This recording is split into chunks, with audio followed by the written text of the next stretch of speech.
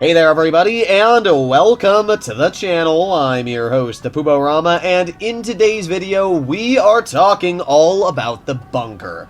This week, Rockstar has finally given us a really good way of making money, and that is because with your bunker sale missions, you are earning double cash.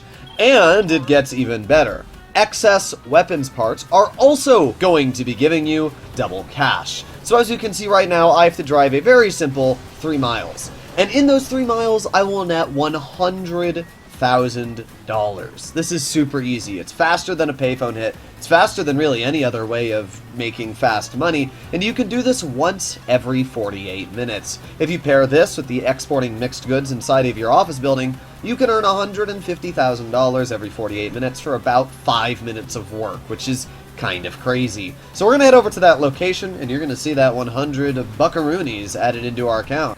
And there we have it. 3 minutes of driving later, we have dropped off the goods. And if we take a look at the top hand of my screen, $100,000. That was so easy. And in 48 minutes, we can do it all again. This week, bunkers are also 30% off. And same for all of the upgrades. This is massive, especially if you want to save a lot of money. So scrolling over to the bunker options, we can see each and every one throughout the map. In my opinion, the best bunker location for the buck is the Chumash bunker. Currently, it is $1.15 million, which is incredibly inexpensive. The other best location is the one I own, but this is way more. It's about double the price. So they're basically the same drive to the city, it's just a different area on the map. Personally, I would suggest to get the Chumash bunker.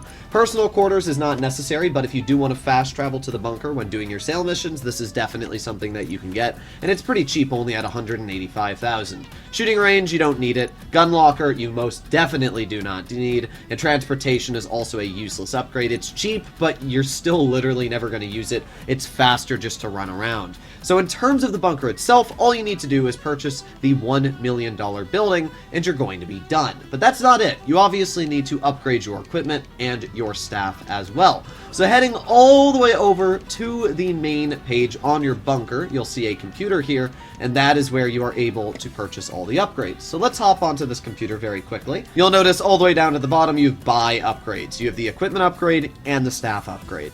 The equipment upgrade is normally $1.15 million, but because this week it is 30% off, you can purchase it for $810,000. The staff upgrade is normally $600,000. This week you can get it for $420,000. That's pretty inexpensive. Essentially, if you buy the bunker, especially the Chumash one, for about $1.1 million, and then you put the staff and equipment upgrade on it, which I would highly recommend you do, combined it's going to be about $2.2-ish million to get your hands on a fully kitted out bunker. After that, you are going to be printing money for essentially very, very little effort.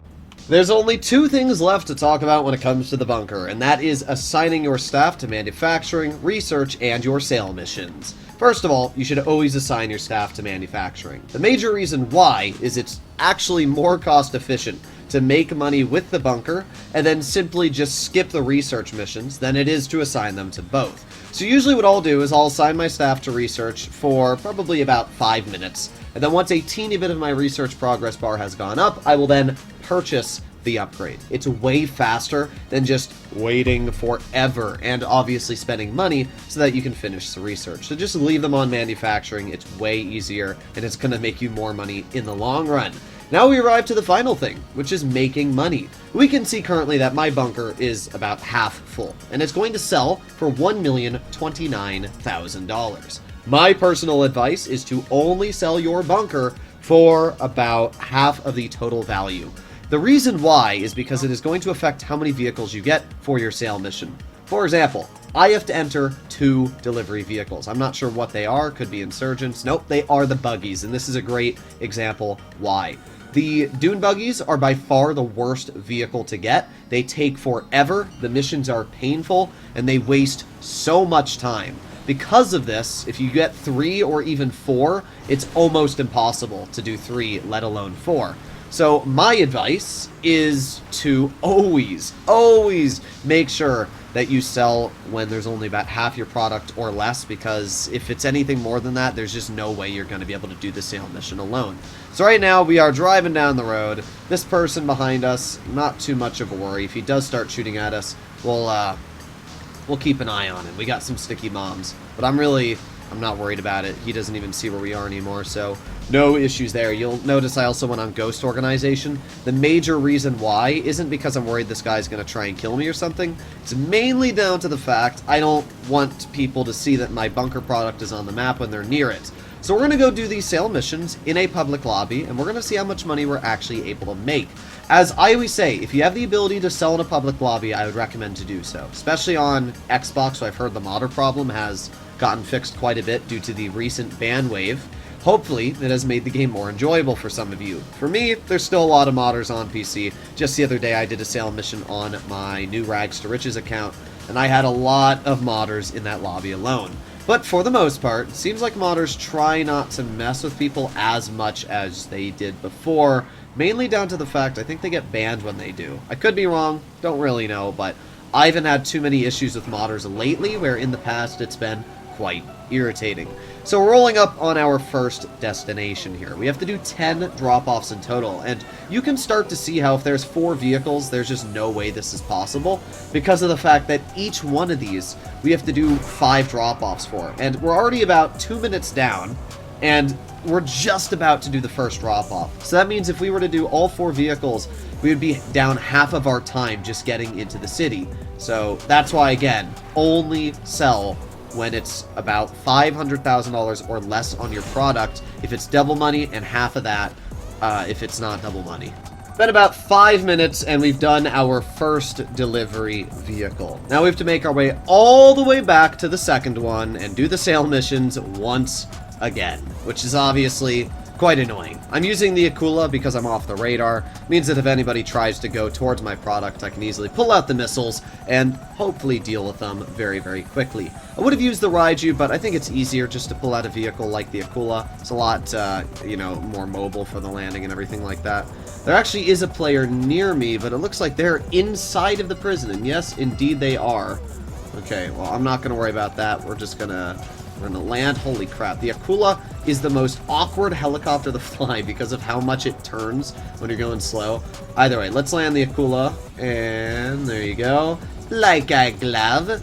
And we have 9 minutes left. So it took me about, almost a third of the time. A little bit more than a third. We had 15 minutes. You can see how doing 3 or more is impossible to complete all of them as a solo player.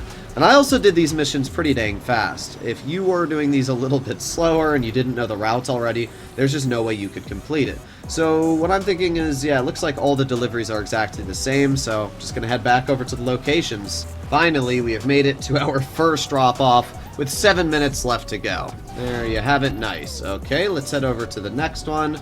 We're just going to take the same route I did before. Hopefully, we get to take the bridge instead of going near that player who is below us, because I don't have to deal with them anymore.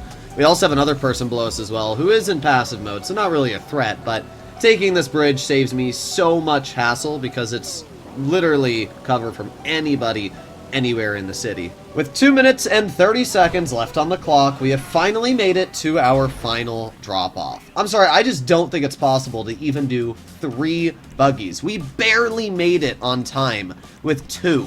So I just don't see how it's possible somebody could do this with 3 buggies. And it's a great example of why I always recommend to only sell with half of your bunker product. If I had done this with any more, it would have been impossible for me to actually do the sale mission. And we still need to leave the area as well. I've actually never seen what happens if you don't get to leave the area fast enough, but, well, we found a modder, ladies and gentlemen.